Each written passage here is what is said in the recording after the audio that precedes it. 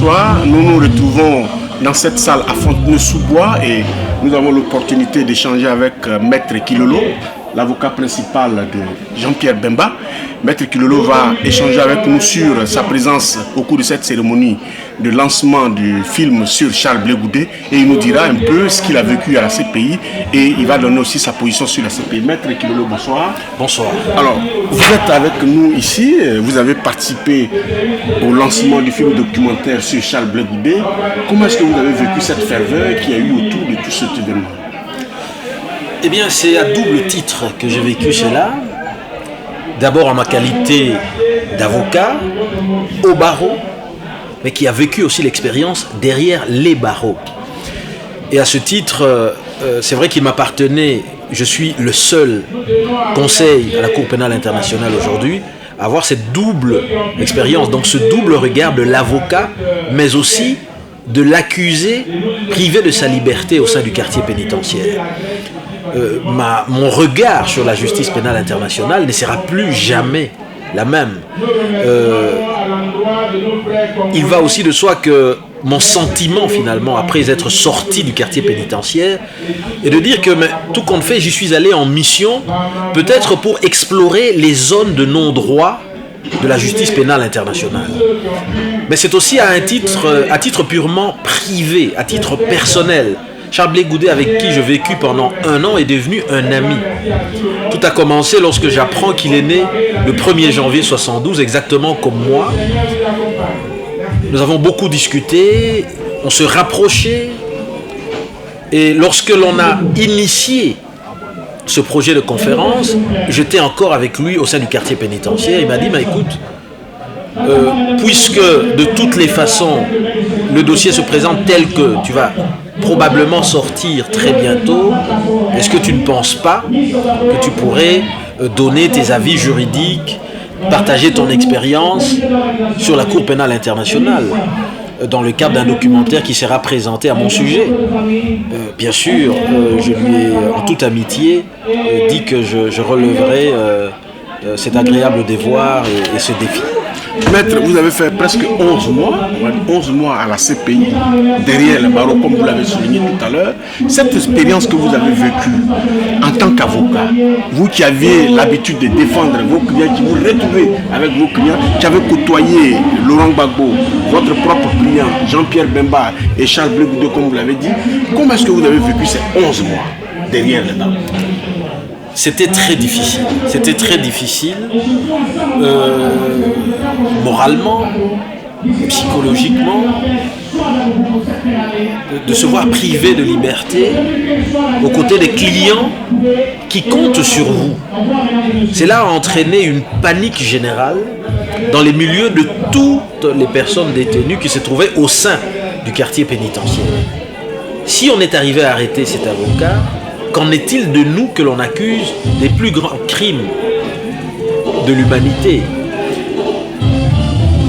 Tous les avocats qui sont venus me voir, combien nombreux, ont partagé avec moi ce scandale, cette indignation en disant mais il n'est pas admissible que le procureur prive de liberté un avocat dans le cadre d'un dossier dans lequel ils sont adversaires. Alors que nous étions à une phase cruciale du procès, nous étions en train de rédiger nos conclusions finales. Tout ça pourquoi? Tout simplement parce que nous avons apporté plusieurs témoins, une trentaine de témoins à décharge. L'acquittement du sénateur Jean-Pierre Bemba était une perspective réelle et il fallait absolument, même au prix des moyens peu orthodoxes, le procureur a engagé un procès contre moi dans le seul but finalement de discréditer les témoignages des personnes venues de partout, non seulement du Congo, mais aussi de la République centrafricaine, qui ont témoigné pour expliquer mais Jean-Pierre Bemba n'était pas le commandant des opérations en Centrafrique, qui est un pays souverain. Jean-Pierre Bemba n'a pas commandé les opérations, il ne peut donc pas être tenu responsable. Voilà la thèse que nous défendions devant la Cour pénale internationale. Cela n'a pas plu au bureau du procureur, qui a pensé pouvoir engager une procédure contre moi. Et c'est une première. Et c'était d'autant plus scandaleux que ça a été dénoncé par le barreau pénal international, par Avocats sans frontières, par l'Union internationale des avocats. Le bâtonnier de Paris a déploré cette pratique.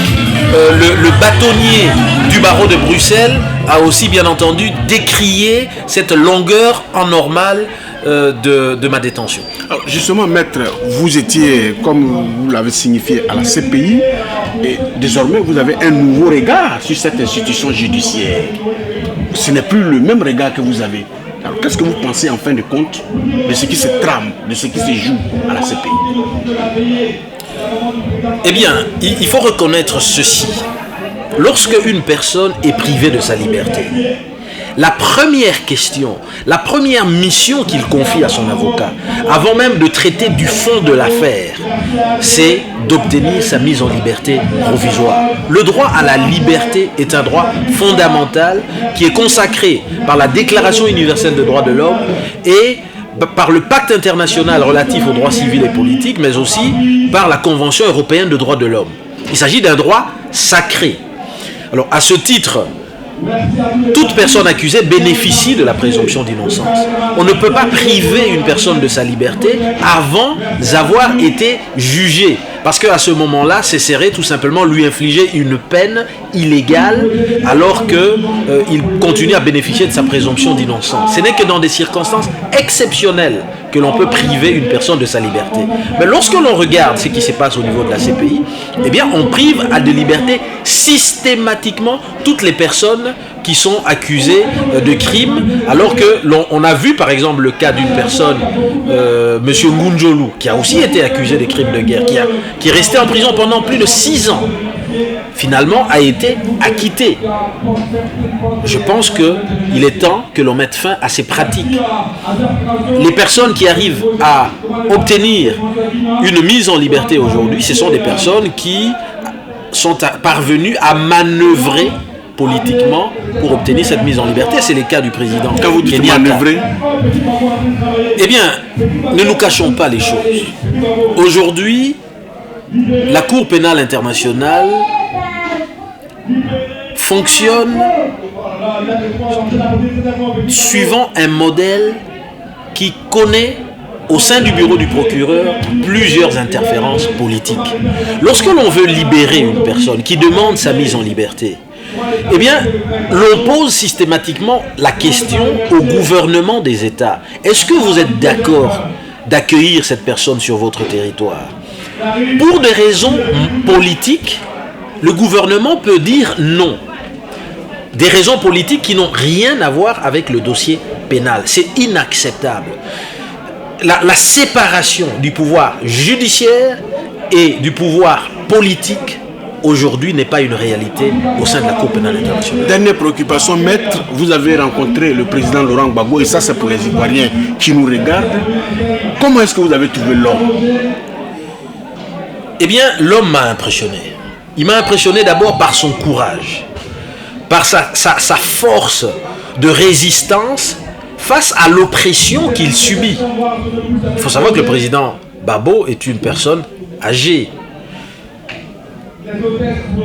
Si j'ai pu tenir durant 1 an de détention, garder le moral haut, c'est parce qu'un jour le président Gbagbo m'a dit: maître, je sais que c'est difficile pour toi, puisque tout compte fait, tu n'es pas impliqué dans des activités politiques qui auraient pu t'amener ici comme nous. Mais quoi qu'il en soit, sache que toute ma vie, j'ai passé par plusieurs épreuves de privation de liberté dans mon pays, depuis ma jeunesse. Ce n'est pas quelque chose qui m'impressionne. J'attends sereinement, mais je ne changerai pas d'un seul iota mes opinions politiques en échange de ma mise en liberté. Voilà ce qui m'a impressionné. C'est ce grand homme que j'ai considéré aussi comme un père, finalement, puisque nous partagions nos repas ensemble. Il ne s'est pas passé une seule soirée sans qu'à 19h, nous soyons assis en face du président Gbagbo en train de partager en famille un repas. Donc, au-delà de l'homme politique que je voyais à l'extérieur, aujourd'hui, je vois dans le président Babo, un père qui m'a accueilli au quartier pénitentiaire de La Haye, à qui j'ai dit au revoir et avec qui, bien entendu, je garde aujourd'hui des contacts d'ordre personnel, des contacts quasi de famille, puisque j'ai appris à connaître l'homme. Merci Maître Kilolo, merci d'avoir accepté cet entretien et merci pour votre sollicitude.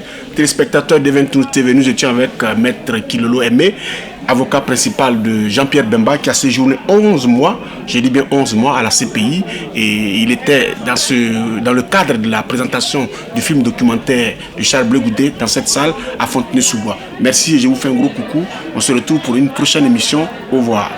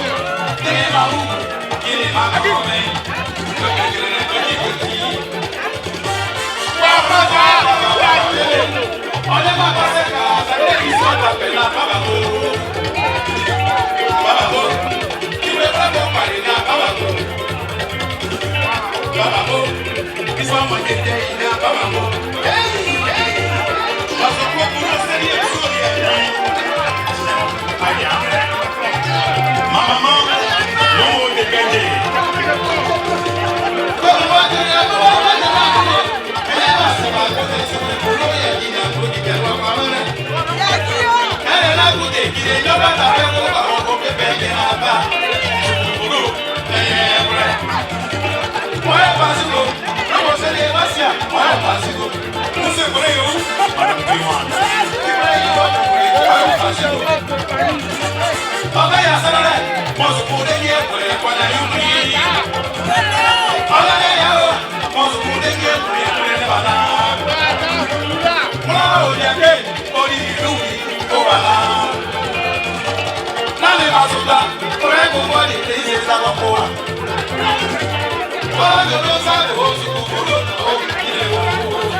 Qui a mangé la tête de la panthère?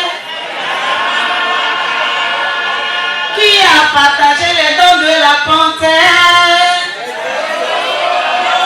Merci, Soro Guillaume, non? Qui a partagé les dents de la panthère?